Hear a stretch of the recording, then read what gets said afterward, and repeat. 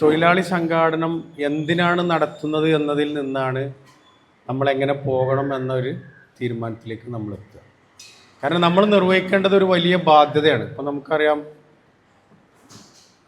ഇന്ത്യയിലൊരു തൊഴിലാളി സംഘാടന ചരിത്രം നമ്മളെടുക്കുമ്പോൾ 1860 മുതൽ 1920 വരെയുള്ള കാലഘട്ടത്തിൽ തൊഴിലാളി സംഘാടനം എന്ന് പറയുമ്പോൾ യഥാർത്ഥത്തിൽ ഇന്ന് നമുക്ക് ഒരുപാട് മാനുഷികമായ അവകാശങ്ങൾ പോലുമുണ്ട്. അന്ന് മാനുഷികമായ അവകാശമില്ല. അന്ന് ബ്രിട്ടീഷ് രാജാണ് ഇവിടെ നടന്നുകൊണ്ടിരിക്കുന്നത്. അവർ പിടിച്ച് അടിമകളാക്കിയ ആളുകൾ യാതൊരു തരത്തിലുള്ള അവകാശങ്ങളും ഇല്ലാതെ, കൂലി പോലും ഇല്ലാതെ, ബ്രിട്ടീഷുകാർ കൊടുക്കുന്ന ഭക്ഷണം മാത്രം കഴിച്ച് അവർ ജോലി ചെയ്തിരുന്ന ഒരു കാലഘട്ടം ഉണ്ടായിരുന്നു. നിങ്ങൾ അന്നത്തെ ഒരു കാലഘട്ടത്തിലെ ഒരു തൊഴിലാളി സമരങ്ങളൊന്ന് ആലോചിച്ച് നോക്കി. നമ്മളിന്ന് തൊഴിലാളി സംഘടനത്തെക്കുറിച്ച് പറയുമ്പോൾ നമ്മൾ വളരെ സൗകര്യത്തിലാണ്, നമ്മുടെ സൗകര്യത്തിനാണ് നമ്മളിന്ന് ഇവിടെ വന്ന് നമ്മുടെ ലീവൊക്കെ മാറ്റി വെച്ച് നമ്മൾ വളരെ സൗകര്യത്തോടു കൂടി സമയമാകുമ്പോൾ ചായയും കുറച്ച് കഴിഞ്ഞാൽ ഭക്ഷണവും കാര്യങ്ങളൊക്കെ കിട്ടുന്ന ഒരു തൊഴിലാളി സംഘടനത്തിൽ നിന്നാണ് നമ്മൾ തൊഴിലാളി സംഘടനത്തെ കാണുന്നത്. അതേസമയം ഇന്ത്യയിലെ തൊഴിലാളി സംഘടനാ ചരിത്രം എന്ന് പറയുമ്പം അവിടെ നിന്നാണ് ആരംഭിക്കുന്നത്. ഒരവകാശവുമില്ലാത്ത, അവർക്ക് ഭക്ഷണമോ അല്ലെങ്കിൽ മറ്റ് ഒരു തരത്തിലുമുള്ള സൗകര്യവുമില്ലാതെ അവരെന്താണോ കൊടുക്കുന്നത് അത് ഏറ്റെടുത്ത് നടത്തേണ്ട ഒരു ഗതികേടിൽ ഇന്ത്യയിലെ തൊഴിലാളി സമൂഹം ജീവിച്ചിരുന്ന ഒരു കാലഘട്ടം ഉണ്ടായിരുന്നു. ആ സമയത്ത് 1860കളിൽ മദ്രാസിലെ മില്ലുകളിലും ബോംബെയിലെ മില്ലുകളിലൊക്കെ സമരങ്ങൾ ആരംഭിച്ചിട്ടുണ്ട് എന്നുള്ളതാണ്. അപ്പോൾ അന്ന് സമരം നയിച്ചവരെ കുറിച്ച് നമ്മൾ ആലോചിക്കുമ്പോൾ യഥാർത്ഥത്തിൽ നമ്മൾ അവരുടെ പിന്മുറക്കാരാണ് എന്ന ആത്മാഭിമാനം നമുക്കുണ്ടാകേണ്ടതുണ്ട്. അവർ കൊടുത്ത വിയർപ്പിൻ്റെ, അവർ കൊടുത്ത ത്യാഗത്തിൻ്റെ, അവർ ചെയ്ത സഹനത്തിൻ്റെ പിൻബലത്തിലാണ് നമ്മൾ ഇന്നും തൊഴിലാളി സംഘടന നടത്തുന്നത്.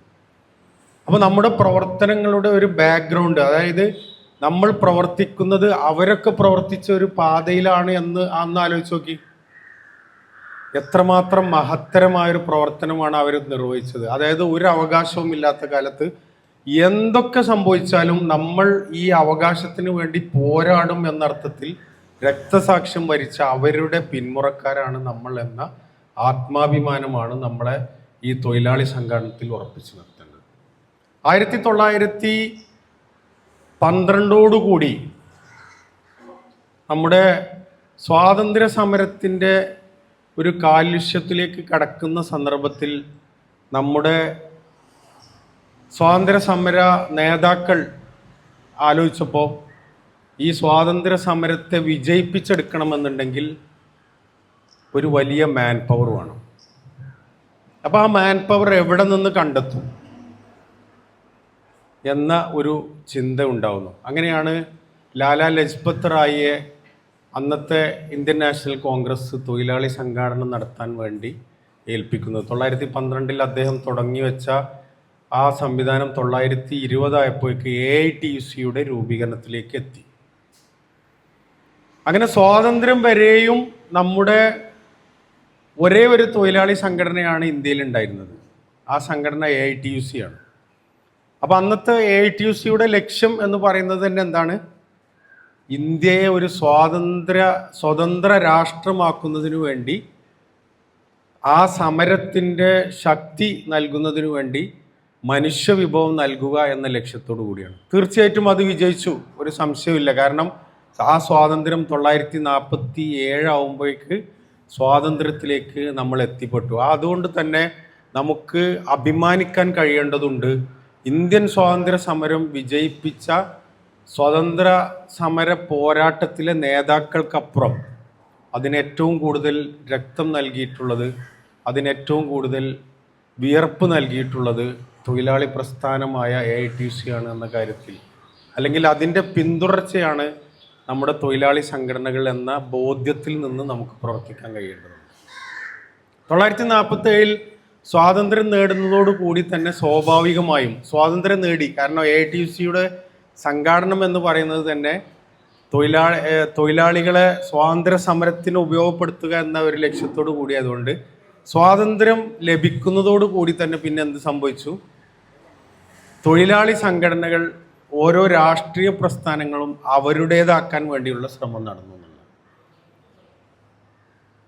ഇതുകൊണ്ട് ഇന്ത്യയിലെ തൊഴിലാളി സംഘാടനത്തിൽ നഷ്ടം സംഭവിച്ചിട്ടില്ല എന്നതാണ് നമ്മൾ മനസ്സിലാക്കേണ്ടത്. കാരണം 1947 ശേഷം ഈ പറഞ്ഞതുപോലെ INTUC ഉണ്ടാവുന്നു, അതിനുശേഷം BMS ഉണ്ടാകുന്നു, അതിനുശേഷം 1970 CITU ഉണ്ടാകുന്നു, CITUവിൻ്റെയും BMSൻ്റെയും ഇടയിൽ HMS ഉണ്ടാകുന്നു. ഇത്രയും തൊഴിലാളി സംഘടനകൾ രൂപപ്പെടുമ്പോൾ ആ തൊഴിലാളി സംഘടനകളൊക്കെയും ഈ രാജ്യത്തിന് മുതൽക്കൂട്ടാകും വിധമാണ് തൊഴിലാളികളെ സംഘടിപ്പിക്കുക. കാരണം സ്വാതന്ത്ര്യം നേടി ഓരോരുത്തരും അവനവൻ്റെ കൊടിക്ക് കീഴിൽ ബ്രിട്ടീഷുകാരനെ തുരത്തിയതിനു ശേഷം രാഷ്ട്രീയ സംഘടനകളുടെ വാലായിക്കൊണ്ടുള്ള തൊഴിലാളി സംഘടനമാണ് നടന്നത്. അതുകൊണ്ടാണ് സ്വാതന്ത്ര്യം വരെയും 1912 കഴിഞ്ഞ് 1920 മുതൽ നമ്മൾ കണക്കൂട്ടിയാലും 27 വർഷം ഒരൊറ്റ തൊഴിലാളി യൂണിയൻ എന്ന അർത്ഥത്തിൽ വളരെ ശക്തമായി നമ്മൾ പോരാട്ടം നടത്തി. സ്വാതന്ത്ര്യത്തിന് ശേഷം പിന്നീട് വലിയ അർത്ഥത്തിലുള്ള 4 വലിയ ഫെഡറേഷനുകൾക്ക് കീഴിൽ 1400ഓളം തൊഴിലാളി യൂണിയനുകൾ ഇന്ത്യയിൽ ഒട്ടുക്കും രൂപപ്പെട്ടു എന്നുള്ളതാണ്. അപ്പോൾ പോലും നമ്മളെ സംബന്ധിച്ചിടത്തോളം ആ തൊഴിലാളി സംഘടനകളുടെ രാഷ്ട്രീയ പ്രവർത്തനം തൊഴിലാളികളുടെ അവകാശങ്ങളെ ഹനിക്കുന്നതായിരുന്നില്ല, തൊഴിലാളികളുടെ അവകാശങ്ങൾക്ക് വേണ്ടിയുള്ള പോരാട്ടങ്ങളായി തന്നെയാണ് അത് നിലനിന്നത് എന്നുള്ളതാണ്. അപ്പോൾ 1991 വരെയും ഈ പറയപ്പെട്ട ഓരോ തൊഴിലാളി പ്രസ്ഥാനങ്ങളും, ഇപ്പോൾ INTUC എന്ന് പറയുമ്പോൾ അന്ന് കോൺഗ്രസ് ആണ് അധികാരത്തിലുള്ളത്. 1977 ഇന്ദിരാഗാന്ധിയുമായി ബന്ധപ്പെട്ട പ്രശ്നം ഉണ്ടാകുന്നത് വരെയും കോൺഗ്രസ് തന്നെയാണ് അപ്രമാദിത്വത്തിൽ ഇന്ത്യയിൽ ഭരണം നടത്തുമ്പോൾ പോലും കോൺഗ്രസിൻ്റെ തീരുമാനങ്ങൾ വരെയും തൊഴിലാളി വിരുദ്ധമായ തീരുമാനങ്ങൾ തിരുത്തിക്കുവാനുള്ള ശക്തി ആർക്കുണ്ടായിരുന്നു? INTUCക്ക് ഉണ്ടായിരുന്നു. INTUC കോൺഗ്രസിൻ്റെ തൊഴിലാളി പ്രസ്ഥാനമായിരുന്നെങ്കിൽ പോലും കോൺഗ്രസിൻ്റെ പ്രധാനപ്പെട്ട തൊഴിലാളി വിരുദ്ധമായ തീരുമാനങ്ങൾ പിൻവലിപ്പിക്കുന്നതിൽ INTUCക്ക് കാര്യമായ പങ്കുണ്ടായിരുന്നു. സ്വാഭാവികമായും കോൺഗ്രസ് ഭരിച്ചുകൊണ്ടിരുന്ന സമയത്ത് തൊഴിലാളി പക്ഷമായ കുറേ തീരുമാനങ്ങൾ രൂപീകരിക്കുന്നതിലും എടുക്കപ്പെട്ട തീരുമാനങ്ങൾ നടപ്പിലാക്കുന്നതിലും ഈ പറഞ്ഞതുപോലെ INTUC ഒരു വലിയ സമ്മർദ്ദ ശക്തിയായിക്കൊണ്ട് നിലനിന്നിരുന്നു. അതേസമയം 1991 കൂടി സംഭവിച്ചെന്താണെന്ന് ചോദിച്ചു കഴിഞ്ഞാൽ നമ്മൾ ഘാട്ട് കരാറിൽ ഒപ്പിട്ടു. ഘാട്ട് കരാറിൽ ഒപ്പിടുന്നതോടുകൂടി സ്വാഭാവികമായും ആഗോളവൽക്കരണത്തിൻ്റെയും സ്വകാര്യവൽക്കരണത്തിൻ്റെയും പുതിയൊരു ലോകത്തിലേക്ക് കടന്നപ്പോൾ രാഷ്ട്രീയ പ്രസ്ഥാനങ്ങൾ അതിനനുസരിച്ച് അവരുടെ അജണ്ടകൾ മാറ്റി എഴുതിയപ്പോൾ അന്ന് മുതൽ പിന്നെ ഭരണപക്ഷത്തുള്ള തൊഴിലാളി പ്രസ്ഥാനങ്ങൾ ഭരിക്കുന്നവർ പറയുന്നതിനനുസരിച്ച് നീങ്ങുന്ന ഒരു സാഹചര്യമാണ് നമുക്ക് കാണാൻ സാധിച്ചത്. അപ്പോൾ തൊഴിലാളി പക്ഷ യൂണിയനുകളാണെങ്കിൽ പോലും തൊഴിലാളികൾക്ക് അവരുടെ അവകാശങ്ങൾ നേടിയെടുക്കുന്നതിനു വേണ്ടി മുന്നിൽ നിൽക്കാൻ കഴിയാത്ത വിധം ഭരിക്കുന്ന ആളുകൾ ഈ പറയപ്പെട്ട കരാറിന് അനുസൃതമായി ഇവിടെ സമ്പത്തുമായി വന്ന് ഇൻവെസ്റ്റ്മെൻറ്റുമായി വരുന്ന ആളുകളെ സഹായിക്കുക എന്നൊരു മെൻറ്റാലിറ്റിയിലേക്ക് നമ്മുടെ രാഷ്ട്രീയ പ്രസ്ഥാനങ്ങൾ മാറി. 91 മുതലാണ് അതിൽ മാറ്റം ഉണ്ടായത്.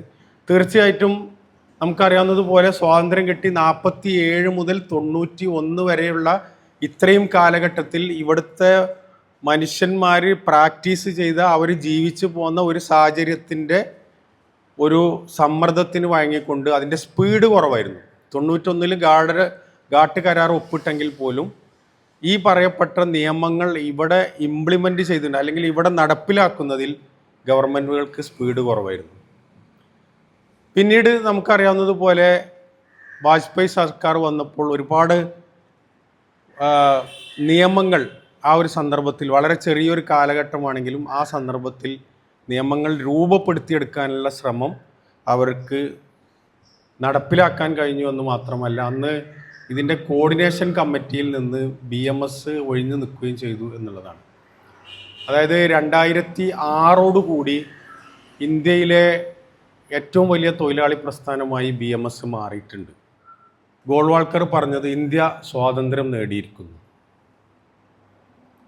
സ്വാതന്ത്ര്യം നേടിയ ഇന്ത്യയിൽ സ്വാതന്ത്ര്യത്തിന് മുമ്പ് നമ്മൾ ഈ രാജ്യത്തെ പിന്നാക്കക്കാരായ ആളുകളെയൊക്കെ നമ്മൾ പുറത്ത് നിർത്തിയിട്ടുണ്ട്. ഇത് നിങ്ങൾക്ക് മനസ്സിലാകണമെങ്കിൽ SC ST അല്ലേ, എന്താ SC? Scheduled caste. ST എന്ന് പറഞ്ഞാൽ ഷെഡ്യൂൾഡ് ട്രൈബ്. ഷെഡ്യൂൾഡ് കാസ്റ്റ് എന്ന് പറഞ്ഞാൽ പട്ടികയിലുള്ള ജാതികൾ. ഷെഡ്യൂൾഡ് ട്രൈബ് എന്ന് പറഞ്ഞാൽ പട്ടികയിലുള്ള ഗോത്രവർഗക്കാർ. അപ്പോൾ എന്താണ് ഈ പട്ടിക? 1930 ബ്രിട്ടീഷുകാർ ഇന്ത്യയിലൊരു സെൻസസ് നടത്താൻ തീരുമാനിച്ചു. മതത്തിൻ്റെ അടിസ്ഥാനത്തിൽ ഹിന്ദു, മുസ്ലിം, ക്രിസ്ത്യൻ, ജൈനൻ എന്ന് പറഞ്ഞിട്ട്. അപ്പോൾ അങ്ങനെ വന്ന സമയത്ത് ഹിന്ദുക്കളായ ആളുകൾ പറഞ്ഞു, ഞങ്ങളെ കൂട്ടത്തിൽ സവർണന്മാരെ മാത്രമേ ഉൾപ്പെടുത്താൻ പറ്റൂ. നായന്മാർ വരെയുള്ള ആ ഒരു ഗണത്തിൽ ക്ഷത്രിയൻ, ശൂദ്രർ വരെയുള്ള ആ ഒരു 4 ആൾക്കാർ മാത്രമേ ഹിന്ദുക്കളായിട്ട് കണക്കാക്കാൻ പറ്റുള്ളൂ. ബാക്കിയുള്ള ആൾക്കാരെ നമ്മളെ കൂട്ടത്തിൽ പെടുത്താൻ പറ്റില്ല. അപ്പോൾ ബ്രിട്ടീഷുകാർ കുടുങ്ങിയല്ലോ. കാരണം ഇന്ത്യയിൽ 1000കണക്കിന് ജാതി ഉണ്ട്, 100 കണക്കിന് ഗോത്രങ്ങളും ഉണ്ട്. അപ്പോൾ ഇത് കുടുങ്ങിയപ്പം ബ്രിട്ടീഷുകാർ പറഞ്ഞു, എന്നാൽ പിന്നെ ഒരു കാര്യം ചെയ്യും, അവർക്ക് പേരൊന്നും വേണ്ട, അവരെ നമുക്കൊരു പട്ടികയിലാക്കാം. അങ്ങനെയാണ് ഇന്ത്യയിൽ ഹിന്ദുക്കളുണ്ട്, മുസ്ലിങ്ങളുണ്ട്, ക്രിസ്ത്യാനികളുണ്ട്, ജൈനന്മാരുണ്ട്. ഇതിലൊന്നും പെടാത്ത കുറേ മനുഷ്യന്മാരെ പട്ടിക ജാതി എന്ന് പറഞ്ഞുകൊണ്ട് ജാതി പേരുകളുള്ള കുറേ മനുഷ്യന്മാരെ ഒരു പട്ടികയാക്കി. കുറേ ഗോത്രങ്ങളെ അതെ 265, അതെ 265 ജാതികളുണ്ട്. അപ്പോൾ ഇത്രയും ജാതികളെ ഒരു പട്ടികയാക്കുകയും ഇത്രയും ഗോത്രങ്ങളെ ഒരു പട്ടികയാക്കി എന്ന് പറഞ്ഞാൽ ഇവരെന്തുകൊണ്ടാണ് ഈ കമ്മ്യൂണിറ്റിയിൽ നിന്ന് പുറത്തായത്? സവർണരായ ആളുകളുടെ സമ്മർദ്ദത്തിന് വഴങ്ങിയിട്ടാണ് ഇത്രയും ആളുകൾ പുറത്തായത്. അപ്പോൾ സ്വാഭാവികമായിട്ടും ഇത് അന്നത്തെ ബുദ്ധിശക്തിയുള്ള അല്ലെങ്കിൽ പഠിപ്പുള്ള അല്ലെങ്കിൽ വിദ്യാഭ്യാസമുള്ള താഴ്ന്ന ജാതിക്കാരായ മനസ്സിലുണ്ട്.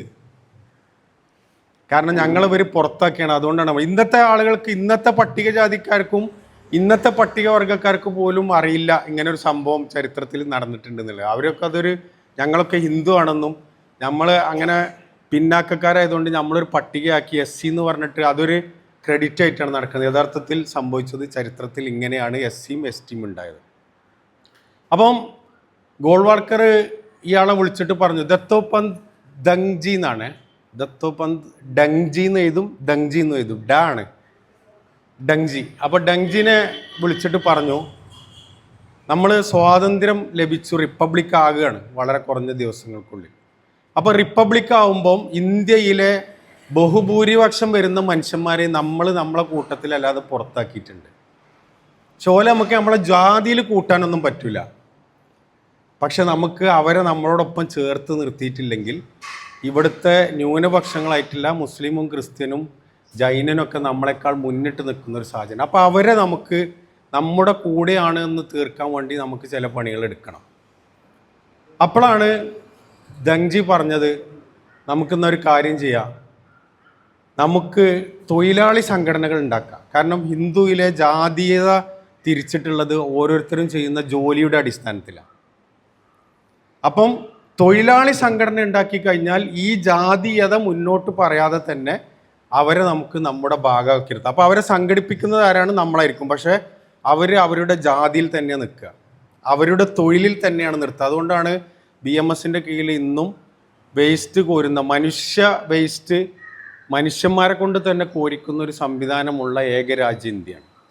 ഇന്ന് ഇത്രയധികം സൗകര്യങ്ങൾ നമുക്കുണ്ടായാലും നമ്മൾ ഉത്തരേന്ത്യയിൽ പോയി കഴിഞ്ഞാൽ ഒരു പ്രത്യേക ജാതിയിൽപ്പെട്ട ആളുകളാണ് എന്ത് ചെയ്യണത്? മനുഷ്യ വിസർജ്യം ക്ലീൻ ചെയ്യുന്നുള്ള. അത് അവർ ജനിച്ചു പോയത് ആ ജാതിയിലായതുകൊണ്ട് അവർ ചെയ്യേണ്ട തൊഴിലാണ് എന്ന ബോധ്യത്തിൽ നിർത്തി അവരെ കൊണ്ട് ഇത് ചെയ്യിക്കണം. അപ്പോൾ ഈ ഒരു ബോധ്യത്തിൽ നിന്നുകൊണ്ട് നമ്മളെ കൂടെ കൂട്ടാതെ തന്നെ അവരെ നമുക്ക് സംഘടിപ്പിക്കാം എന്നതിൻ്റെ അടിസ്ഥാനത്തിലാണ് BMS ഉണ്ടാകുന്നത്. അപ്പം അന്ന് തങ്ജിയോട് പറഞ്ഞു, ഓക്കെ അപ്പം നിങ്ങൾ ആ പണിയായിട്ട് പോകണം എന്ന് പറഞ്ഞു. അങ്ങനെ 5 വർഷം ദത്തോപന്ത് തങ്ജി കേരളത്തിൽ വന്ന് ഇവിടുത്തെ തൊഴിലാളി പ്രസ്ഥാനമായ CITUവിൻ്റെ കൂടെ കൂടി ഇവിടെ നിന്ന് അദ്ദേഹം തൊഴിലാളി പ്രസ്ഥാനങ്ങളുടെ സംഘാടനത്തെക്കുറിച്ച് അദ്ദേഹം പഠിക്കുകയാണ്. ഇവിടുത്തെ എന്താ പറയൽ, നിലവിലുള്ള ഇടതുപക്ഷക്കാരായ പല ആളുകളുടെയും വീടുകളിൽ താമസിച്ച് അദ്ദേഹം തൊഴിലാളി സംഘടനത്തെക്കുറിച്ച് പഠിക്കുകയാണ്. ആ തൊഴിലാളി സംഘടനത്തെക്കുറിച്ച് പഠിച്ച് 5 വർഷത്തിന് ശേഷം അദ്ദേഹം തിരിച്ച് ഗോൾവാൾക്കറുടെ അടുത്ത് ചെന്നു. അപ്പോഴും ഇദ്ദേഹത്തോട് ചോദിച്ചു, ഇനി നമുക്കൊരു സംഘടന രൂപീകരിക്കാൻ പറ്റുമോ? അപ്പോൾ ഇയാൾ പറഞ്ഞു, സമയമായിട്ടില്ല, എനിക്ക് കുറച്ചും കൂടി സമയം വേണം. അങ്ങനെ അദ്ദേഹം പിന്നീട് ബാങ്ക് എംപ്ലോയീസ് യൂണിയൻ്റെ ദേശീയ കമ്മിറ്റിയിൽ അദ്ദേഹം എത്തിപ്പെടുകയാണ്. ദേശീയ കമ്മിറ്റിയിൽ അദ്ദേഹം എത്തിപ്പെട്ടു. ഒരു വേള അന്ന് ഗോൾവാൾക്കർ അദ്ദേഹത്തിന് സമ്മതം കൊടുത്തിരുന്നുവെങ്കിൽ ഇടതുപക്ഷത്തിൻ്റെ ദേശീയ സംഘടനയുടെ ദേശീയ പ്രസിഡൻ്റായി വരേണ്ട മനുഷ്യനായിരുന്നു. അന്ന് ഇദ്ദേഹം സമ്മതിക്കാത്തതുകൊണ്ടാണ് അദ്ദേഹം അവിടെ ആകാതിരുന്നത്. അപ്പോൾ അതിനുശേഷം അദ്ദേഹം പിന്നെ CITUവിൽ നിന്ന് രാജിവെച്ച് പിന്നെ ഒരു 5 വർഷം INTUCയിൽ വർക്ക് ചെയ്യാണ്. അതോടുകൂടി അദ്ദേഹത്തിന് തൊഴിലാളി സംഘാടനത്തിലെ ദേശീയ നേതാക്കളുമായി വളരെ അടുത്ത ബന്ധമുണ്ടായി. ഞാനിത് അദ്ദേഹത്തെക്കുറിച്ച് പറയുന്നത് ഞാൻ വേറെ ചില കാര്യങ്ങൾ പറയാൻ വേണ്ടിയാണ് ആ വിഷയം ഞാൻ വിശദമായി നിങ്ങളോട് പറയുന്നത്. 2 സംഗതി നിങ്ങളെ ഇന്ന് മനസ്സിലാക്കണം, ഞാൻ ലാസ്റ്റ് പറയാം. അപ്പോൾ എത്ര വർഷമായി? 5 വർഷം കേരളത്തിൽ ഇടതുപക്ഷ പ്രസ്ഥാനവുമായി അദ്ദേഹം വർക്ക് ചെയ്തു. അതിനുശേഷം 5 വർഷം ബാങ്ക് എംപ്ലോയീസ് യൂണിയനിൽ വർക്ക് ചെയ്തു. അതിനുശേഷം 5 വർഷം അദ്ദേഹം INTUCയിലും വർക്ക് ചെയ്തു. അവിടെയും ഇതേപോലെ ദേശീയ കമ്മിറ്റിയിൽ വന്നു. ദേശീയ ഭാരവാഹിത്വം അദ്ദേഹം ഏറ്റെടുത്തില്ല. അതിനുശേഷം അദ്ദേഹം അതിൽ നിന്ന് രാജിവെച്ച് അദ്ദേഹത്തിന് ഗോൾവാൾക്കർ അനുമതി നൽകിയതിൻ്റെ അടിസ്ഥാനത്തിൽ BMS തുടങ്ങാൻ തീരുമാനിക്കുകയാണ്. അപ്പോൾ അദ്ദേഹം 3000 ആളുകൾക്ക് കത്തെഴുതി. 3000 ആളുകൾക്ക് അദ്ദേഹം ഇന്ത്യയിലുടനീളം തൊഴിലാളി സംഘാടനവുമായി ബന്ധപ്പെട്ട് അദ്ദേഹം നടന്നിട്ടുള്ള മേഖലയിൽ നിന്ന് അദ്ദേഹം കളക്ട് ചെയ്തിട്ടുള്ള അഡ്രസ്സുകൾ വെച്ചുകൊണ്ട് 3000 ആളുകൾക്ക് കത്തെഴുതി. എന്നിട്ട് നമുക്കൊന്ന് കൂടണം, ഒരു സ്ഥലം പറഞ്ഞ് അവിടെ കൂടാം എന്ന് തീരുമാനിക്കുകയാണ്.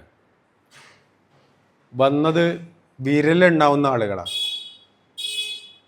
10ൽ താഴെ ആളുകളാണ് 3000 ആൾക്കാരെ ക്ഷണിച്ചിട്ട് വന്നത്. നമ്മളാണെങ്കിൽ എന്ത് ചെയ്യും?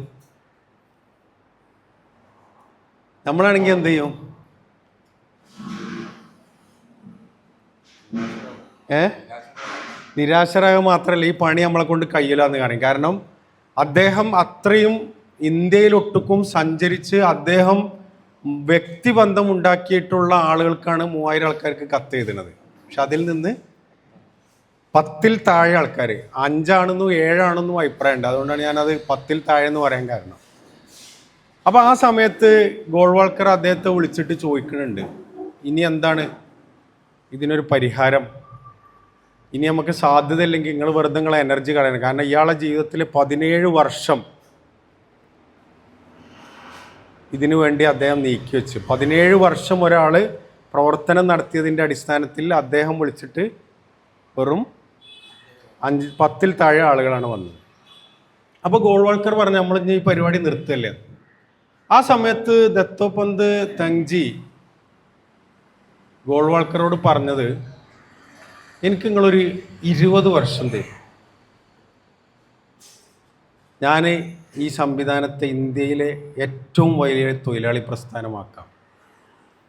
അധികാരമില്ലാത്ത ഈ രാജ്യത്തെ ബഹുഭൂരിപക്ഷം വരുന്ന മനുഷ്യന്മാരെ പുറത്തു നിർത്തിയ ഒരു സംവിധാനത്തിൻ്റെ കീഴിൽ നിന്ന് അദ്ദേഹം ആർജവത്തോടു കൂടി ഗോൾവാൾക്കറോട് പറയണത്, എനിക്കൊരു 20 വർഷം തന്നാൽ ഇന്ത്യയിലെ ഏറ്റവും വലിയ പ്രസ്ഥാനമായിട്ട്,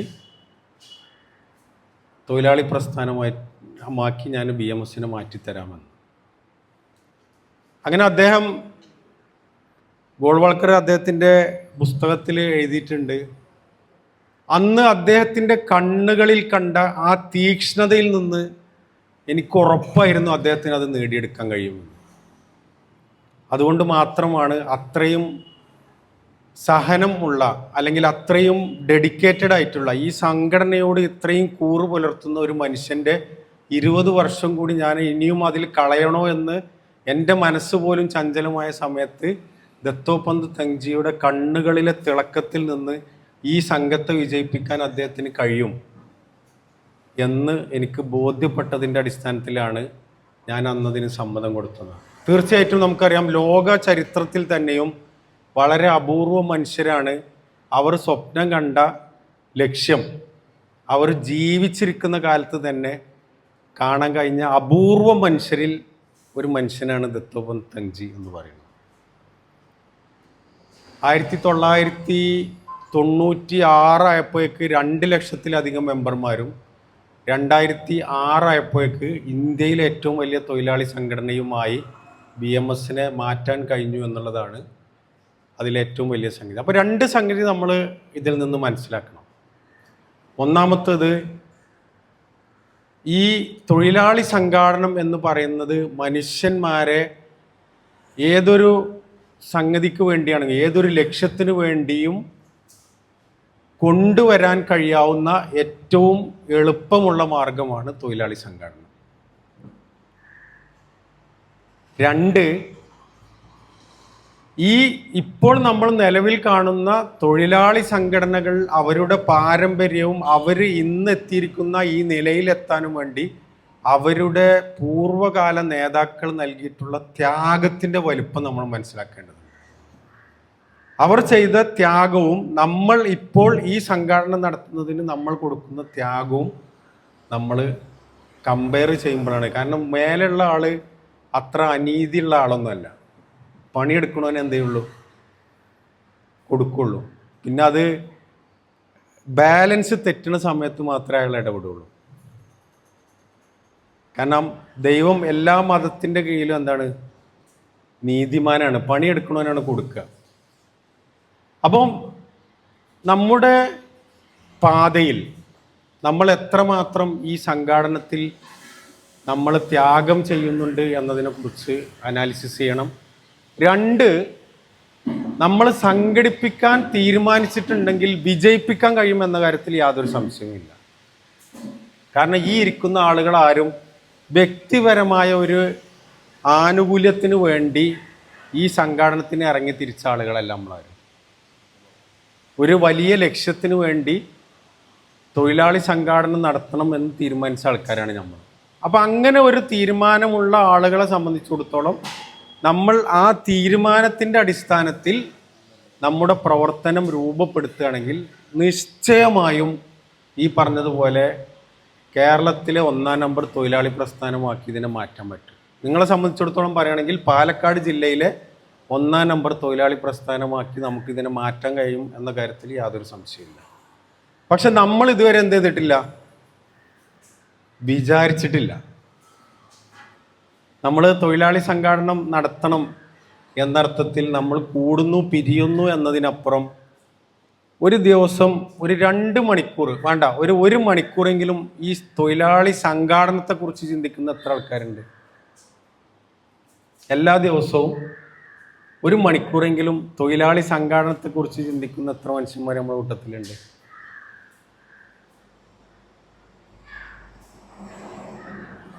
അങ്ങനെ വരുന്ന സാധനങ്ങളെ നമുക്ക് വിജയിപ്പിച്ചെടുക്കാൻ പറ്റുള്ളൂ. അപ്പോൾ നമ്മുടെ സിസ്റ്റം നമുക്ക് മാറ്റിക്കൊണ്ട് വരേണ്ടതുണ്ട്. അപ്പം നമ്മൾ പറഞ്ഞു വന്നത്, ഒരു അവകാശവും ഇല്ലാത്ത കാലത്ത് ആത്മാഭിമാനം മാത്രം കൈമുതലാക്കി തുടങ്ങിയ ഒരു പോരാട്ടത്തിൻ്റെ പിന്മുറക്കാരാണ് നമ്മൾ എന്ന ബോധ്യം നമുക്ക് വേണം. ലോക ചരിത്രത്തിലും ഇന്ത്യൻ ചരിത്രത്തിലും നമ്മൾ എടുത്തു നോക്കുമ്പം ഈ ലോകത്ത് വന്നിട്ടുള്ള സകലമാന മാറ്റങ്ങൾക്കും ഏറ്റവും കൂടുതൽ മനുഷ്യവിഭവം നൽകിയിട്ടുള്ളത് തൊഴിലാളി പ്രസ്ഥാനങ്ങളാണ്. ആ തൊഴിലാളി പ്രസ്ഥാനങ്ങളുടെ പിന്മുറക്കാരാണ് നമ്മൾ എന്ന ബോധ്യം നമുക്ക് വേണം. 3, നമ്മൾ ഇതിനു വേണ്ടി ത്യാഗം ചെയ്യുകയും ലക്ഷ്യബോധത്തോടു കൂടി പ്രവർത്തിക്കുകയും ചെയ്യുകയാണെങ്കിൽ ഇത് വിജയിപ്പിക്കാൻ കഴിയും എന്ന കാര്യത്തിൽ യാതൊരു സംശയവുമില്ല എന്ന ഈ 3 പോയിന്റാണ് ഇതുവരെ നമ്മൾ പറഞ്ഞത്. പിന്നീട് നമ്മൾ പറഞ്ഞു വെച്ച ചരിത്രം നമുക്കറിയാവുന്നതുപോലെ വാജ്പേയിലെത്തി. അതിനുശേഷം 1ാം മോഡി സർക്കാർ അധികാരത്തിൽ വന്ന അന്ന് മുതൽ പിന്നീട് സംഭവിക്കുന്നത് നേരത്തെ ഒപ്പിട്ടിട്ടുള്ള ഘാട്ട് കരാറിൻ്റെയും അതുപോലെ തന്നെ ആഗോളവൽക്കരണത്തിൻ്റെയും അതുപോലെ തന്നെ നമ്മുടെ സ്വകാര്യവൽക്കരണത്തിൻ്റെയും സ്പീഡ് വളരെ എന്താണ് പറയുന്നത് ഫുൾ ആക്സലറേഷനിൽ പോകുന്ന ഒരു കാലഘട്ടമായിട്ടാണ് നമുക്ക് കാണാൻ സാധിക്കുന്നത്. അതുവരെയുള്ള ഭരണാധികാരികളൊക്കെയും ജനങ്ങളെ പേടിച്ച് ഭരണം നടത്തിയിട്ടുണ്ടായിരുന്നുവെങ്കിൽ ഈ 1ാം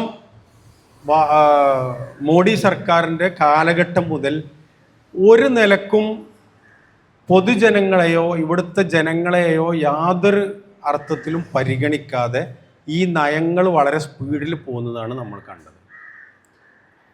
സ്വാഭാവികമായും നമുക്കറിയാവുന്നതുപോലെ ഇന്ത്യയിലെ ഏറ്റവും കൂടുതൽ തൊഴിലാളികൾ അംഗങ്ങളായിട്ടുള്ള തൊഴിലാളി സംഘടന BMSൻ്റേതായതുകൊണ്ടും ദേശീയ പ്രക്ഷോഭങ്ങളിൽ നിന്ന് BMS പിൻവാങ്ങുകയും ചെയ്തതുകൊണ്ട് തൊഴിലാളി പ്രസ്ഥാനങ്ങളുടെ സമ്മർദ്ദം ഭരണതലത്തിൽ രൂപപ്പെടുത്താൻ കഴിയാത്തത് കൊണ്ടും ഇതിൻ്റെ വേഗത അതിവേഗമായി പോകുന്നത് കണ്ടു. നമുക്കറിയാവുന്നതുപോലെ ഏറ്റവും അവസാനമായി 2025 ജൂൺ 1 അല്ലേ, ജൂൺ 1 നമ്മുടെ ഇന്ത്യയിലെ ഇത്രയും വർഷങ്ങളെടുത്ത് നമ്മൾ ഏകദേശം ഒരു 10-40 വർഷം നിരന്തരമായി സമരം ചെയ്ത് രൂപപ്പെടുത്തിയ എല്ലാ തൊഴിൽ നിയമങ്ങളും അപ്രസക്തമാക്കി അവയൊക്കെ ഒഴിവാക്കി അതിന് പകരമായി 4 ലേബർ കോഡുകൾ പ്രതിപക്ഷം സഭയിലില്ലാത്ത സമയത്ത് എടുത്ത് പാസ്സാക്കി നിയമമാക്കി കൊണ്ടുവന്നു.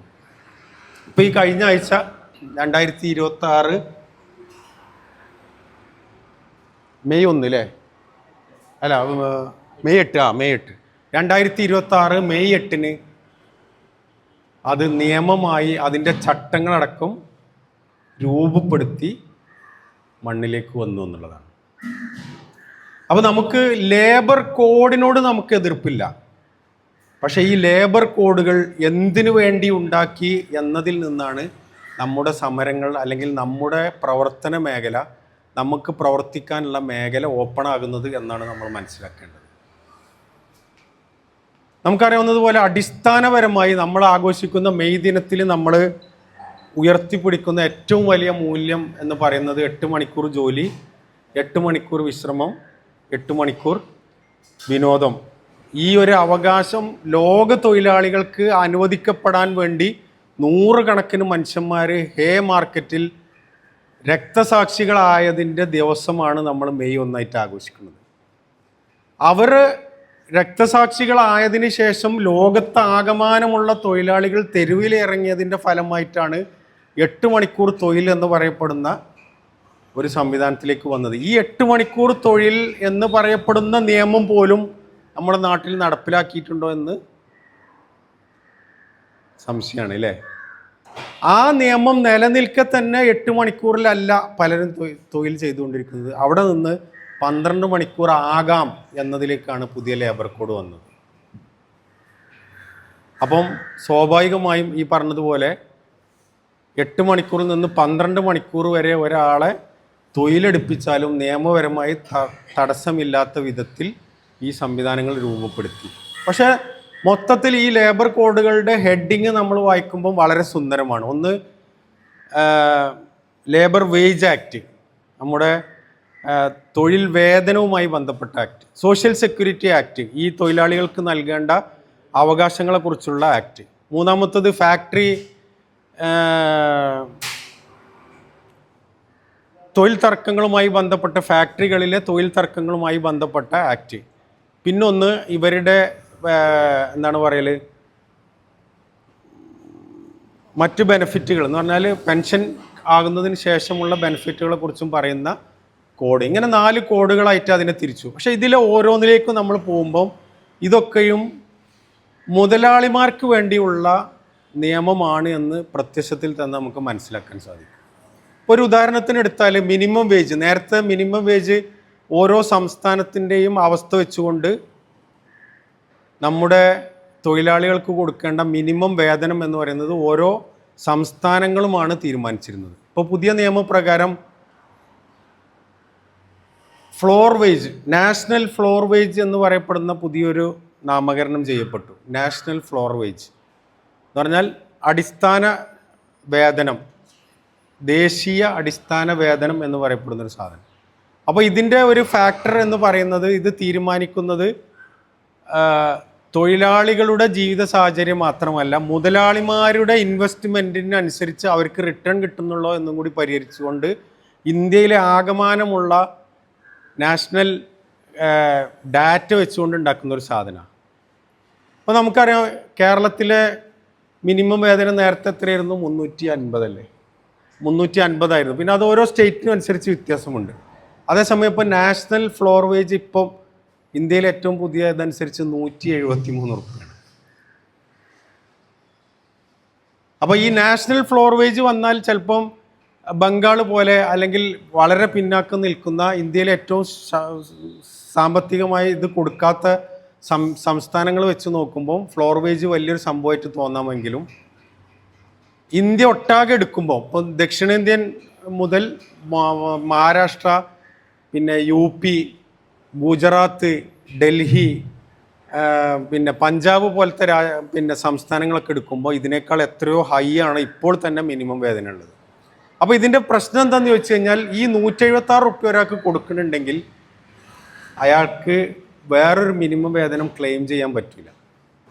ഇപ്പോൾ കേരളത്തിൽ ഒരാൾ മിനിമം വേതനം കിട്ടില്ല എന്ന് പറഞ്ഞ് കംപ്ലയിൻറ്റ് കൊടുക്കുകയാണെങ്കിൽ, ഇപ്പോൾ നമ്മൾ കംപ്ലയിൻറ്റ് കൊടുക്കുകയാണെങ്കിൽ 350 റുപ്യെങ്കിലും മിനിമം വേതനം കൊടുക്കണം. പക്ഷേ ഈ പുതിയ നിയമം അനുസരിച്ച് നാഷണൽ ഫ്ലോർ വേജ് 176 ആയതുകൊണ്ട് 176 റുപ്യക്ക് കിട്ടണമെങ്കിൽ അയാൾക്ക് ക്ലെയിം ചെയ്യാനോ നിയമപരമായ പോരാട്ടം നടത്താനോ അവകാശമില്ല. അപ്പോൾ പ്രത്യക്ഷത്തിൽ കണ്ടാൽ വളരെ ഭംഗിയുള്ളതും അതേസമയം ആഴത്തിൽ നോക്കുമ്പോൾ തൊഴിലാളി വിരുദ്ധവുമായ നിയമങ്ങൾ. ഇങ്ങനെ തുടങ്ങി ഓരോന്ന് നമ്മൾ എടുത്തു നോക്കിയാൽ മതി. ഇപ്പോൾ ഫാക്ടറീസ് ആക്ടിൽ വരുമ്പോൾ നേരത്തെ പിന്നെ 30 തൊഴിലാളികളുള്ള സ്ഥലങ്ങളിൽ നിയമം ബാധകമായിരുന്നെങ്കിൽ ഇന്ന് 100 തൊഴിലാളികൾ ഉണ്ടെങ്കിൽ ബാധകമാകാം. അപ്പം എന്താ സംഭവിക്കുക?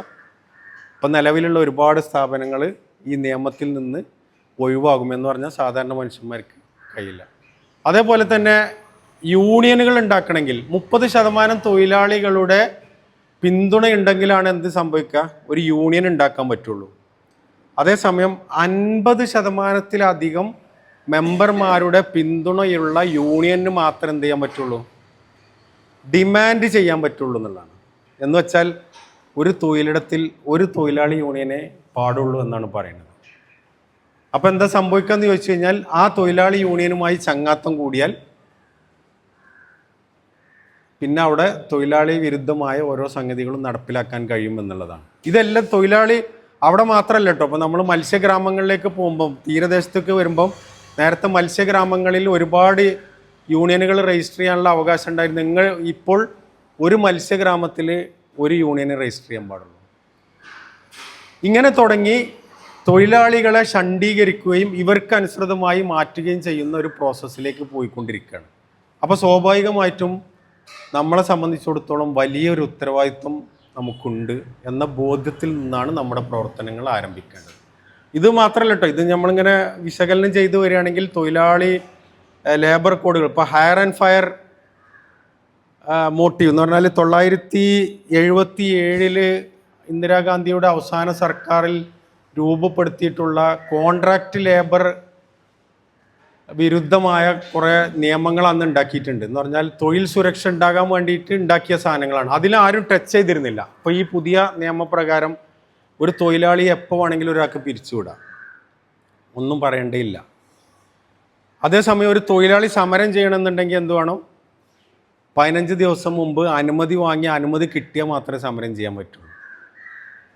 ഒരു ഉടമക്ക് എപ്പോൾ വേണമെങ്കിലും ഒരാളെ ഒന്നും കൊടുക്കാതെ പിരിച്ചുവിടാനുള്ള അവകാശം കൊടുക്കുന്നില്ല. ഇത് നമ്മൾ കേരളത്തിൻ്റെ ഒരു പശ്ചാത്തലം ചിലപ്പോൾ ഇവിടെ നിന്ന് ചർച്ച ചെയ്താൽ ചിലപ്പോൾ ഉണ്ടാവും തോന്നുന്നു. ഇപ്പോൾ നമ്മളെ ഗൗണ്ടർമാരുടെ അടുത്തൊക്കെ പണിയെടുക്കുന്ന, വർഷങ്ങളോളം അവരുടെ അടിമകളെ പോലെ പണിയെടുക്കുന്ന ആളുകൾ, ഇതൊക്കെ നിയമവിധേയമാകാൻ ഈ പുതിയ നിയമം അനുവദിക്കുന്നുണ്ട് എന്നുള്ളതാണ് നമ്മൾ മനസ്സിലാക്കേണ്ടത്. ഇങ്ങനെ തുടങ്ങി നേരത്തെയുള്ള അവരുടെ മനസ്സിലുള്ള ഇന്ത്യയിലെ ചാതുർവർണ്ണത്തിലേക്ക് ഈ ഇന്ത്യയെ അവർ തിരിച്ചു കൊണ്ടുപോയിക്കൊണ്ടിരിക്കുകയാണ്. നമ്മൾ ഓരോരുത്തരും എടുക്കുന്ന തൊഴിലിനനുസരിച്ച് അവർക്ക് അവകാശങ്ങൾ നിഷേധിച്ചുകൊണ്ടുള്ള, അതേസമയം ഇതൊക്കെ പുതിയ പാൻറ്റും കോട്ടും ഇട്ടിട്ടാണ് വരുന്നത്. പഴയ ആൾ തന്നെയാണ്, മുടി താടിയൊക്കെ കറുപ്പിച്ച് സ്വാതന്ത്ര്യത്തിന് മുമ്പുള്ള അതേ അവസ്ഥയിലുള്ള ആളുകൾ താടി മുടിയൊക്കെ കറുപ്പിച്ച് പാൻറ്റും കുപ്പായൊക്കെ ഇട്ട് ട്രൗസറും കണ്ണടയൊക്കെ വെച്ചിട്ട് ഇങ്ങനെ വരുന്ന പോലെ ഈ നിയമങ്ങളൊക്കെയും പഴയതിലേക്ക് ഇവിടുത്തെ ഓരോ ജനങ്ങളെയും തിരിച്ചു കൊണ്ടുപോകുന്നൊരു നിയമത്തിലേക്കാണ് പോയിക്കൊണ്ടിരിക്കുന്നത്. സ്വാഭാവികമായും ഇപ്പോൾ നിലവിലുള്ള യൂണിയനുകളൊക്കെ ഉണ്ടായിരിക്കെ തന്നെ ഇത് നമ്മൾ നിലനിൽക്കുന്ന പ്രദേശങ്ങളിൽ തൊഴിലാളികളോട് ഈ തൊഴിൽ നിയമങ്ങളെക്കുറിച്ചും തൊഴിൽ വിഷയങ്ങളെക്കുറിച്ചും സംസാരിക്കാൻ നമുക്ക് കഴിയേണ്ടതുണ്ട്. അതുകൊണ്ടാണ് ഇങ്ങനെ വിശദമായി നമ്മൾ നിങ്ങളോട് സംസാരിച്ചത്. ഈ ചരിത്രവും അതുപോലെ തന്നെ പുതിയ കാലഘട്ടവും നമ്മൾ മനസ്സിലാക്കിയിട്ട് അതിനനുസരിച്ച് നമ്മുടെ കൂടെയുള്ള തൊഴിലാളികളോട് നമുക്ക് സംവദിക്കാൻ കഴിയുമ്പോഴാണ് നമ്മുടെ കൂടെ ആളുകളെ നമുക്ക് കൂട്ടാൻ കഴിയുക. അപ്പോൾ സ്വാഭാവികമായും നമ്മൾ വിചാരിക്കുന്നത് പോലെ കേരളം ഇതിൽ നിന്ന് ഒരിക്കലും വിഭിന്നമല്ല എന്നുള്ളതാണ്. കേന്ദ്രം ഈ നിയമങ്ങളൊക്കെ നടപ്പിലാക്കാൻ വേണ്ടിയിട്ട് ഒരു ഗ്രേഡ് വെച്ചു. അപ്പോൾ ആ ഗ്രേഡിങ് എങ്ങനെയാണെന്ന് വെച്ചാൽ ഈസ് ഓഫ് ഡൂയിങ് ബിസിനസ് ആണ്. അതിൽ മുതലാളിത്ത സൗഹൃദമായി നമ്മൾ എത്ര ഉഷാറാവുന്നോ അതിനനുസരിച്ചാണ് ഇൻവെസ്റ്റ്മെൻറ്റ് അനുവദിക്കുള്ളൂ എന്ന് പറഞ്ഞു.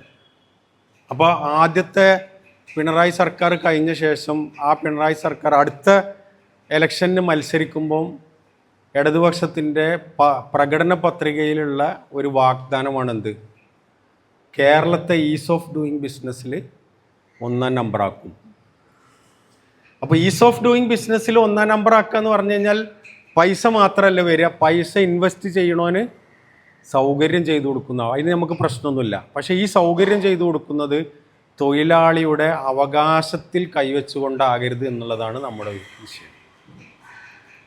ഇത് വളരെ സിമ്പിളായിട്ട് ഞങ്ങളോട് ഇതിൻ്റെ മുമ്പ് പറഞ്ഞിട്ടുണ്ടോ ഇല്ലെന്ന് അറിയില്ല. ഇതിൻ്റെ മുമ്പ് 2015-ലോ 2016-ലോ ഈ ടെക്സ്റ്റൈൽസിൽ സ്ത്രീകൾക്ക് ഇരിക്കാനുള്ള അനുവാദം കൊടുത്തുകൊണ്ട് ഭയങ്കരമായിട്ട് കൊട്ടിഘോഷിച്ചൊരു നിയമമാണ് അല്ലേ. നമ്മളെ കുറേ ടെക്സ്റ്റൈലുകളിൽ സ്ത്രീകൾക്ക് ഇരിക്കാനോ മൂത്രമൊഴിക്കാനോ ഒന്നും സൗകര്യമില്ല എന്ന് പറഞ്ഞുകൊണ്ട് വലിയ സമരം നടക്കുകയും ആ സമരത്തിൻ്റെ പശ്ചാത്തലത്തിൽ സ്ത്രീ സൗഹൃദമായി കേരളത്തെ മാറ്റുന്നു എന്ന് പറഞ്ഞുകൊണ്ട് ഒരു പുതിയ നിയമം ചുട്ടെടുക്കുകയും ചെയ്യും. അതിൻ്റെ ബലത്തിൽ തന്നെയാണ് ചുമട്ട് തൊഴിലാളി നിയമവും കൊണ്ടുവന്നത്. അപ്പോൾ ഈ നിയമത്തിൻ്റെ ഒരു പിന്നാമ്പുറം നമ്മൾ അന്വേഷിക്കുമ്പോൾ അപ്പോൾ അതിൽ നമ്മളോട് പറയുന്നത് ഇപ്പോൾ ഇവർക്ക് ഇരിക്കാനുള്ള സൗകര്യം കൊടുക്കണം, ഓരോ ഫ്ലോറിലും ബാത്റൂം വേണം എന്നൊക്കെ പറഞ്ഞ കൂട്ടത്തിൽ പിന്നൊന്ന് പറഞ്ഞത്, സ്ത്രീ തൊഴിലാളികൾക്ക് പുരുഷന്മാരെ പോലെ തന്നെ രാത്രിയും പണിയെടുക്കാനുള്ള അവകാശം, തുല്യ അവകാശം സർക്കാർ നൽകുന്നു എന്നാണ് പറഞ്ഞത്. അതിനെന്താ പ്രശ്നം? നമ്മുടെ ഇന്ത്യൻ സാഹചര്യത്തിൽ നേരത്തെ ഒരു സ്ത്രീ തൊഴിലാളിയെ രാത്രി 8 മണിക്ക് ശേഷം പണിയെടുപ്പിക്കണം എന്നുണ്ടെങ്കിൽ ഒരുപാട് നിബന്ധനകൾ ഉണ്ടായിരുന്നു. അവരെ വീട്ടിൽ കൊണ്ടാക്കാനുള്ള സംവിധാനം വേണം, ഇല്ലെങ്കിൽ അവർക്ക് താമസിക്കാനുള്ള സൗകര്യം കൊടുക്കണം എന്ന് തുടങ്ങി ഒരുപാട് സംഗതികൾ. പിന്നെ അവശ്യ സേവനങ്ങൾ എന്നുള്ള അർത്ഥത്തിൽ ഹോസ്പിറ്റൽ, പോലീസ് പോലത്തെ ഈ സംവിധാനങ്ങളല്ലാത്ത ബാക്കി ഒന്നിലും ഇത് നടപ്പിലാക്കാനും പാടില്ലാത്ത വിധം വളരെ കണിശമായി സാധനം ചെയ്തിരുന്നു. ഇത് നമ്മൾ സ്ത്രീ സുരക്ഷ ഓർത്തുകൊണ്ടും നമ്മളെ നാടിൻ്റെ ഒരു തനത് സംവിധാനം വെച്ചുകൊണ്ട് ഉണ്ടാക്കിയൊരു സാധനം. ഇതിനെയാണ് പൊളിച്ചത്. ഇത് ആർക്ക് വേണ്ടിയാണ് പൊളിച്ചത്? നമ്മുടെ നാട്ടിലേക്ക് ഇൻവെസ്റ്റ്മെൻറ്റുമായിട്ട് വാൾമാർട്ട് മുതൽ വലിയ കമ്പനികൾ വരികയാണ്. അപ്പോൾ അവർ വരുന്ന സമയത്ത് അവർ 24 മണിക്കൂറും തുറന്നു വെക്കും. ഈ 24 മണിക്കൂറും തുറന്നു വെക്കുമ്പോൾ അതിൽ പുരുഷന്മാരെ വെച്ചാൽ ഓൽക്ക് എന്താവില്ല, മുതലാവില്ല. അപ്പോൾ അവിടെ സ്ത്രീകളെ വെക്കാനാണ് ഇപ്പോൾ നിലവിൽ ഇന്ത്യയിൽ അല്ലെങ്കിൽ കേരളത്തിലുള്ള നിയമപ്രകാരം പാടുള്ളൂ. അപ്പോൾ അതിന് പകരം സ്ത്രീകളെ കൊണ്ടുവരാനുള്ള നിയമമാണ് യഥാർത്ഥത്തിൽ ചുട്ടെടുത്തത്. പക്ഷേ പുറത്തേക്ക് പറഞ്ഞാൽ എന്താ, ഇരിക്കാനുള്ള അവകാശം കൊടുത്തു എന്ന് പറഞ്ഞതുപോലെ മധുരം പുരട്ടി വിഷം തരുക എന്ന അർത്ഥത്തിലാണ് നമ്മുടെ ഭരണാധികൾ പോയിക്കൊണ്ട്. അപ്പോൾ ഈ ഒരു സന്ദർഭത്തിൽ നമ്മളെ സംബന്ധിച്ചിടത്തോളം വളരെ വലിയ ഒരു ഉത്തരവാദിത്വമുണ്ട്. ഇത് ജില്ലാ കമ്മിറ്റി അംഗങ്ങൾ എന്നുള്ള അർത്ഥത്തിൽ ഇതൊരു ആഡംബരം അല്ലെങ്കിൽ എന്നതിനപ്പുറം ഇത് നമ്മുടെ ഒരു ഉത്തരവാദിത്തമായി നമ്മുടെ ബോധത്തിൽ നമുക്ക് ഉണ്ടാകേണ്ടതുണ്ട്. അപ്പോൾ ആ അർത്ഥത്തിൽ തന്നെ നമ്മൾ തൊഴിലാളി സംഘടന, നമുക്ക് പറ്റാവുന്ന എല്ലാ സന്ദർഭങ്ങളിലും തൊഴിലാളി സംഘാടനം നടത്താനുള്ള ഒരു ശ്രമം നിങ്ങൾ നടത്തണം എന്ന് മാത്രമാണ് ഈ സന്ദർഭത്തിൽ പറയാനുള്ളത്. ഈ പ്രവർത്തനങ്ങളൊന്നും നിങ്ങൾ അസീസ്ക്കാക്ക് വേണ്ടി, ഞാൻ എല്ലാ സ്ഥലത്തും ഇത് എപ്പോഴും പറയാറുണ്ട്, ഈ പ്രവർത്തനങ്ങളൊന്നും നമ്മൾ അസീസ്ക്കാക്ക് വേണ്ടിയോ സലാംക്കാക്ക് വേണ്ടിയോ ജലാൽക്കാക്ക് വേണ്ടിയോ ഒന്നും എടുക്കാൻ പാടില്ല. അങ്ങനെ എടുത്ത പ്രവർത്തനങ്ങളൊക്കെ എന്തായി പോവും, വെള്ളത്തിലായി പോകും. ഈ പ്രവർത്തനങ്ങളൊക്കെ നടക്കേണ്ടത് നമ്മൾ വിചാരിക്കുന്ന മഹത്തായ ഒരു ലക്ഷ്യമുണ്ട്. ഈ രാജ്യത്ത് ഈ തെക്കേ അറ്റം മുതൽ വടക്കേ അറ്റം വരെ എല്ലാ മനുഷ്യന്മാർക്കും, കിഴക്ക് മുതൽ പടിഞ്ഞാറ് വരെ എല്ലാ മനുഷ്യന്മാർക്കും അവർ ഇഷ്ടപ്പെട്ട വസ്ത്രം ധരിച്ച് അവർ ഇഷ്ടപ്പെടുന്ന രൂപത്തിൽ അവർക്ക് അങ്ങോട്ടും ഇങ്ങോട്ടും സ്വാതന്ത്ര്യത്തോടു കൂടി സഞ്ചരിക്കാൻ പറ്റാവുന്ന ഒരു ഇന്ത്യയെ നമ്മൾ സ്വപ്നം കാണുന്നു. നമുക്ക് ഓരോരുത്തർക്കും ഇഷ്ടപ്പെട്ട ഭക്ഷണം കഴിക്കാൻ പറ്റാവുന്ന ഒരു രാജ്യത്തെക്കുറിച്ച് നമ്മൾ സ്വപ്നം കാണുന്നു. നമ്മുടെ രാജ്യത്തിൻ്റെ 75ാം സ്വാതന്ത്ര്യ ദിനത്തിൻ്റെ അന്നേ ദിവസം നമ്മൾ കാണുന്ന പത്രത്തിലെ ഹെഡിങ് എന്ന് പറയുന്നത് താഴ്ന്ന ജാതിക്കാരനായ ഒരു കുട്ടി ഒരു ഉയർന്ന ജാതിക്കാർ മാത്രം കുടിക്കുന്ന പൈപ്പിൽ നിന്ന് വെള്ളമെടുത്തതിൻ്റെ പേരിൽ കൊല ചെയ്യപ്പെട്ട ഒരു രാജ്യത്ത് നമ്മൾ ജീവിക്കുമ്പോൾ നമുക്ക് മുന്നിൽ വലിയ ഉത്തരവാദിത്വമുണ്ട്. അതിനെ നമ്മൾ സാമൂഹിക നീതിയിൽ അധിഷ്ഠിതമായ ഒരു ക്ഷേമരാഷ്ട്രം എന്ന് നമ്മൾ അതിനെ പറയും. എന്ന് വെച്ചാൽ ഈ രാജ്യത്തെ എല്ലാ മനുഷ്യർക്കും തുല്യതയോടുകൂടി ജീവിക്കാൻ കഴിയേണ്ട ഒരു അവസരത്തെക്കുറിച്ചാണ് നമ്മൾ സ്വപ്നം കാണുന്നത്. അതിലേക്കുള്ള ഒരു ചവിട്ടുപടിയായിക്കൊണ്ടാണ് നമ്മൾ ഈ തൊഴിലാളി സംഘാടനം എന്ന് പറയപ്പെടുന്ന ഈ പ്രവർത്തനം നടത്തുന്നത് എന്ന ബോധ്യത്തോടു കൂടി നിങ്ങൾക്ക് വേണ്ടി അല്ലെങ്കിൽ നമ്മൾക്ക് വേണ്ടിയാണ് ഈ പ്രവർത്തനങ്ങൾ ഓരോന്നും നടക്കേണ്ടത്. നമ്മൾ ഈ പ്രസിഡന്റിന് വേണ്ടിയോ സെക്രട്ടറിക്ക് വേണ്ടിയോ ട്രഷറർക്ക് വേണ്ടിയോ അല്ല പ്രവർത്തനം നടത്തുന്നത്. കാരണം ഈ രാജ്യം നമ്മുടെ പൂർവ്വപിതാക്കൾ ബ്രിട്ടീഷുകാരൻ്റെ ആയുധങ്ങൾക്ക് മുമ്പിൽ നിരായുധരായി നിൽക്കുമ്പോഴും അവർക്ക് 100% ഉറപ്പായിരുന്നു, എനിക്ക് ശേഷം വരുന്ന ഒരു തലമുറ ഇവിടെ സ്വാതന്ത്ര്യത്തോടു കൂടി ജീവിക്കും എന്ന അവരുടെ സ്വപ്നത്തിൻ്റെ, അവരുടെ ത്യാഗത്തിൻ്റെ, അവരുടെ രക്തത്തിൻ്റെ വിലയിലാണ് നമ്മൾ ഇത്രയും സൗകര്യത്തോടു കൂടി ജീവിക്കുന്നത്. നമുക്ക് ശേഷം വരാൻ പോകുന്ന ഒരു തലമുറ നമ്മളോട് ചോദിക്കും, 75 വർഷം എടുത്ത് ഈ രാജ്യത്തെ പിന്നോട്ട് വലിച്ച, ഈ രാജ്യത്തിൻ്റെ അടിസ്ഥാന സ്തംഭങ്ങളൊക്കെയും ഓരോന്നായി തച്ചു തകർത്തപ്പോഴും നിങ്ങൾ എവിടെയായിരുന്നു എന്ന ചോദ്യത്തിന് ഉത്തരമായിക്കൊണ്ട് നമ്മുടെ പ്രവർത്തനം നമുക്ക് രൂപപ്പെടുത്താൻ കഴിയേണ്ടതുണ്ട്.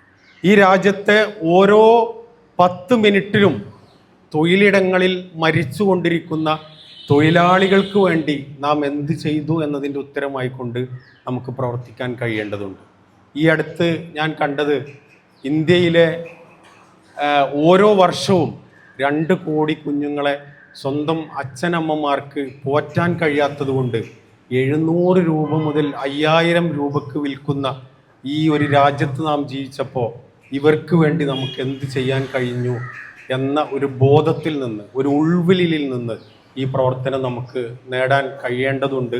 ആ അർത്ഥത്തിൽ പ്രവർത്തിക്കാൻ കഴിയാനും പാലക്കാട് ഏറ്റവും വലിയ തൊഴിലാളി പ്രസ്ഥാനമായി, ഫെഡറേഷനായി FITU മാറട്ടെ എന്ന് ആശംസിച്ചുകൊണ്ട് നിങ്ങളുടെ വിലപ്പെട്ട സമയം മാറ്റിവെച്ച് ഇവിടെ വന്നിട്ടുള്ള ഓരോ പ്രവർത്തകനെയും ഹൃദയത്തിൻ്റെ ഭാഷയിൽ അഭിവാദ്യം അർപ്പിച്ചുകൊണ്ട് നിങ്ങളോട് ഓരോരുത്തരോടുമുള്ള കടപ്പാട് അറിയിച്ചുകൊണ്ട് ഈ പരിപാടി നിങ്ങൾക്ക് എല്ലാവർക്കും വേണ്ടി ഉദ്ഘാടനം ചെയ്തതായി പ്രഖ്യാപിച്ചുകൊണ്ട് ഞാൻ എൻ്റെ വാക്കുകൾക്ക് വിരാമം.